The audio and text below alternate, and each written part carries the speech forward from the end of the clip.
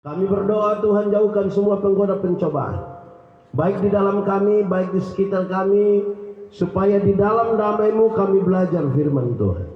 Kami rindu pada firman-Mu.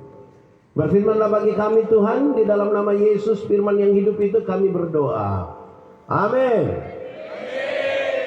Bapak Ibu anak-anak semua, shalom. Mari kita buka Alkitab kita. Pertama Timotius pasal 4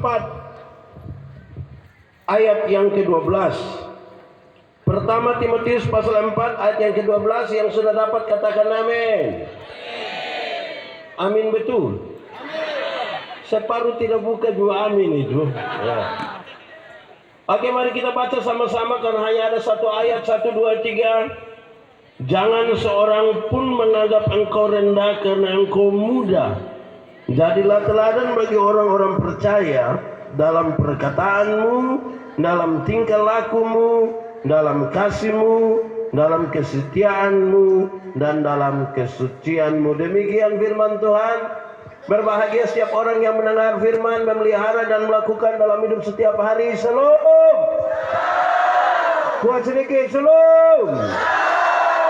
Yang di atas gunung sana, shalom. Oke. Jemaat Tuhan semua, Paulus mengutus Timotius untuk jadi uskup di Efesus. Di mana?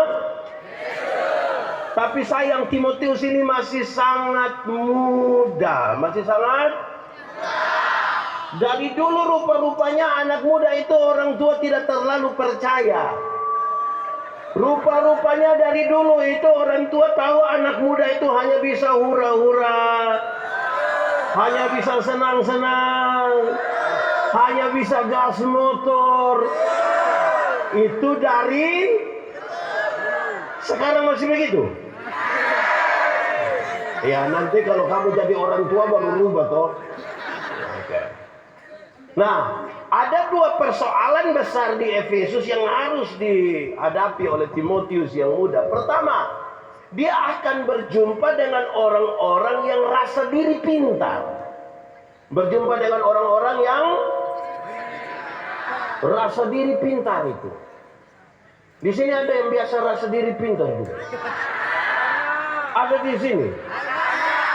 Dia pakai baju warna mulai bertuduh ini. Yang kedua, saudara-saudara, dia akan berjumpa dengan pengajaran-pengajaran sesat. Berjumpa dengan apa?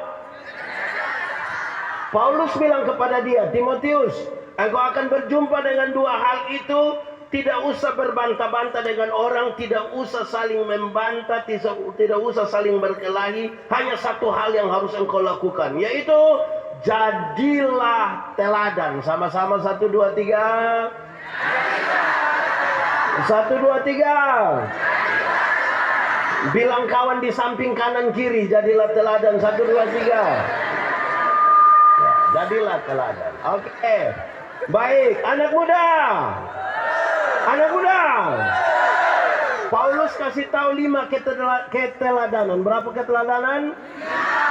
Ini yang akan jadi refleksi kita di malam hari ini. Pertama, engkau mesti jadi teladan dalam perkataanmu. Sama-sama.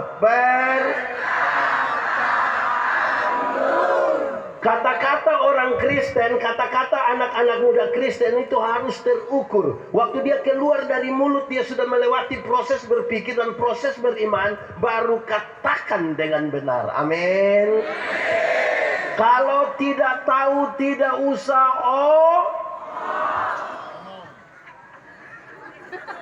Karena itu omonglah sesuatu yang benar-benar kita. Kalau tidak tahu, tidak usah.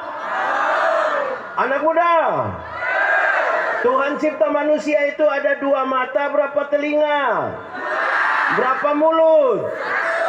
Maksudnya supaya lihat 2 kali, dengar berapa kali, bicara berapa kali, lihat ulang-ulang, dengar ulang-ulang, omong berapa kali.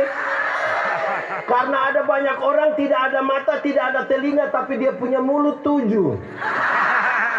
Tidak tahu apa-apa, tapi bicara sama seperti tahu Nah, itu yang jadi soal. Di sini ada yang tidak tahu apa-apa tapi bicara macam tahu-tahu. Di sini ada. Dia dari klasis. Wah, itu dia punya soal. Lihat berapa kali, dengar berapa kali, bicara berapa kali.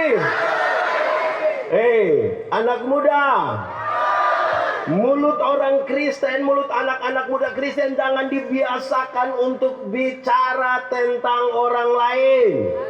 Amin. Di sini ada yang biasa gosip? Banyak atau sedikit? Laki-laki atau perempuan? Ini. Anak muda.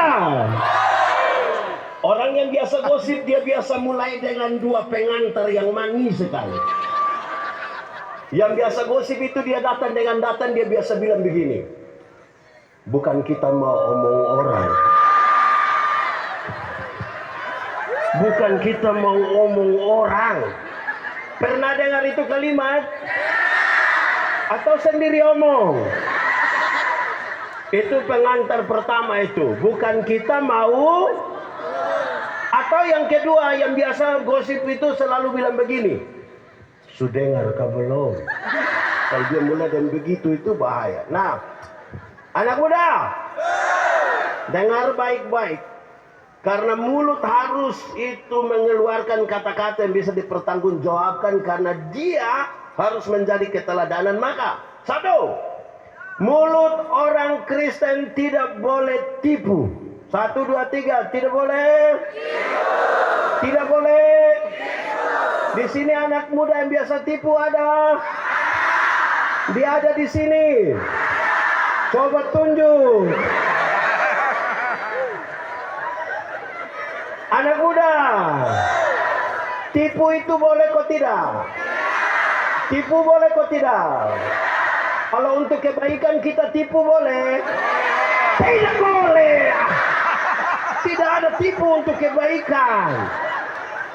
Tipu itu tipu. Ulang, anak muda. Tipu boleh? Kalau untuk kebaikan kita tipu boleh? Tidak boleh. Tidak ada tipu untuk kebaikan. Dengar. Satu tipu menghasilkan tipu baru. Contoh.